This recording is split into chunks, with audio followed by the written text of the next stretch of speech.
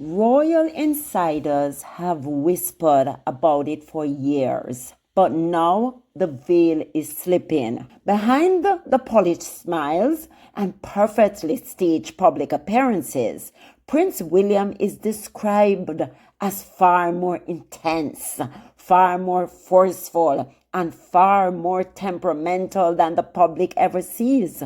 New insights from those who have worked closest with him reveal a future king who is tricky, over-assertive, and prone to sudden mood swings. So much so that aides carefully plan when to approach him about sensitive matters. And perhaps most surprising, sources say King Charles actually got along better with Prince Harry, and that the tension between father and elder son has been simmering for decades. What's he actually like, Robert? Is he going to be a good king? Well, I hope he listens difficult, doesn't he's tricky. I think that there's no doubt that the king used to get on better with Harry. Really? There's Why do you say that? That's what I understand to be the truth. I mean, I think that the people that know them well said that was part of that. The heartbreaking side of this whole fallout was that the king and Harry used to sort of see eye to eye more. They used to have more time. They used to get each other more. Whereas I think with William and the king, there's always been clashes over the ivory in the royal collection, clashes over just little things. The appearance of George, I remember in a photograph on a desk they had a massive row about that. He can be quite, not controlling, but he's a bit tricky. He's got a bit of a temper. Like well, you use people. the following words to describe William. You say he's occasionally been over-assertive, can be difficult to handle, with aides approaching sensitive matters carefully. Yeah. Despite his public composure, insiders describe William as prone to mood swings. I think that's fair, as I wrote it. But also, I think that if you go and speak to a few people off the record, they would say that's probably being generous. There's a saying inside the royal household: what the public sees is only half the story. We have been saying that for years, guys. And when it comes to Prince William, the future king of the United Kingdom, insiders say that hidden half is far more complicated than anyone realizes. Today, we're breaking down what journalists, royal insiders, and former palace aides have revealed about Prince William's temperament, the behind-the-scenes clashes with King Charles, and why some say Harry, yes, Harry, was actually the one Charles felt more comfortable with. In a recent interview, royal commentator Robert Jobson was asked a simple question: is William going to be a good king? His answer wasn't quite the glowing endorsement many expected. Jobson described William as tricky, over-assertive, and prone to clashes, both with aides and with his own father. And these aren't new observations. Those who have worked with William privately say they have learned to approach him strategically, choosing the right moment, the right tone, and the right environment to bring up something or anything sensitive. Why? Because, as one insider put it, William can be very difficult to handle. Despite his calm, polished public image, insiders say William has something else behind the scene: a temper. Didn't Harry say he has a temper? And they all came out and said, no, Harry, you're lying. Or Harry, don't say that in public. Please, Harry, you're letting in the secret. You're letting too many people know what's going on. Harry, why did you? But Harry told you of the temper, the difficult William, the one who is always trying to have it his own way because he has been brought from birth that he is the ordained one and he can do whatever he wants. So he behaves, he moves through the world as such. Not constant, not explosive, but definitely present. Remember, he fought Harry, he dragged off his chain, and he was trying to get into Meghan's face, and Meghan said, get your finger out of my face, you're damn rude. I just love my Meghan. Meghan will not put up with his BS.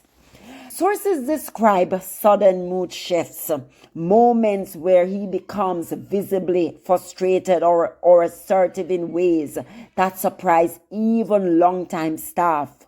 One insider put it this way: people think Middleton's composure rub off on him, but the truth is William feels pressure deeply, and sometimes it shows. And for aides, that means managing him carefully, very carefully. The unexpected: Charles and Harry got along better. Harry is just a sweetheart. I don't know why Harry would deal with Charles, but is his father, whatever. Harry's just a darling and we love him for that. This part surprises many people. Yes, because the media tries to gaslight us. Oh, William and Charles have an excellent relationship. They could not have been closer. Yes, they might have become close because they were trying to gang up on Harry. But as time passed, as time went by, we saw the cracks coming in or showing that William and Charles have never been close. They don't like each other. According to Jobson and other reporters, King Charles actually had an easier, more natural relationship with Prince Harry than with William, at least in earlier years. Insiders say Charles and Harry simply got each other more. They shared more time together, their sense of humor aligned, their disagreements were fewer. And that, they say, is part of what makes a current family rift so heartbreaking. It's heartbreaking on both sides, right? Because we know Harry's hurt for how his father dealt with the situation, dealt with him, treated his wife, the disregard for Meghan. And Harry was not going to put up with it. Harry's saying, I love my wife. This is my family. You're going to treat my family with some level of respect. You're not going to just disregard my wife and think that she's separate from me. No, we are a unit. And that is what they didn't like. Charles went along with William and his foolishness because we know the jealousy really stemmed from William. William is jealous of Harry. And because of the monarchy, they say you have to uphold the monarchy. That is what Charles went in one direction. And of course, Harry had to go in another direction to protect his wife. So yes, the rift is heartbreaking on both sides. And once strong bond between father and youngest son has resolved into silence, while the relationship with William was always the one marked by tension. So what were these clashes about? Sources mention a few examples. The Ivory collection. Yes, this was reportedly a point of disagreement tied to conservation efforts and royal artifacts. The appearance of Prince George in photos. One insider claimed there was a massive row over how the future king's son should appear in an official image. Public messaging and priorities. William and Charles have long had different instincts on how the monarchy should modernize. Small issues publicly, big issues privately. The pressure of a future king. Whether insiders admire or critique William, one point remains consistent. He feels the weight of the crown more intensely than most people realize. Unlike Harry, who was allowed to be the free-spirited younger brother, William grew up carrying the expectation of kingship from childhood. One aide noted, William doesn't get to be the fun one. He has to be the serious one. And that pressure builds. This pressure, they say, sometimes surfaces as impatience, assertiveness, and sharp mood swings. Yeah, but irrespective of that, maybe some of it may be true, he still has not equipped himself to be a good king. That is why people continue to say to Harry, Harry is a good King Harry. Harry would have been the excellent king because of his temperament, his personality, his charisma, his charm. Everything about Harry is what a future king should be. William is just too wanting the crown, too eager to get it. And as a result, he comes off as pompous, comes off as dismissive, comes off as just egotistical. And that is what people see. There's a big difference. Yes, he might have the weight of the crown on his head, but he's not living up to that standard. Because even Charles, who had the weight as well, Charles did things. People like Charles's personality. He might not have been the best father, but he has something about him that people still gravitated towards. William is boring. William is just not the nicest person. You pick it up, you can see it. One insider described working with William like this: you don't bring him a big issue at the wrong moment, then how are you going to, are you mind reader? Hayes reportedly choose specific days to raise sensitive topics, coordinate among themselves to deliver news, prepare for potential frustration or mood shifts. This isn't unique to William. Many royals have strong personalities behind closed doors, but insiders emphasize that he requires more strategic communication than most. Jobson's book uses terms like over-assertive and occasionally difficult. Projection. Didn't we tell you when they were saying Meghan, Duchess difficult?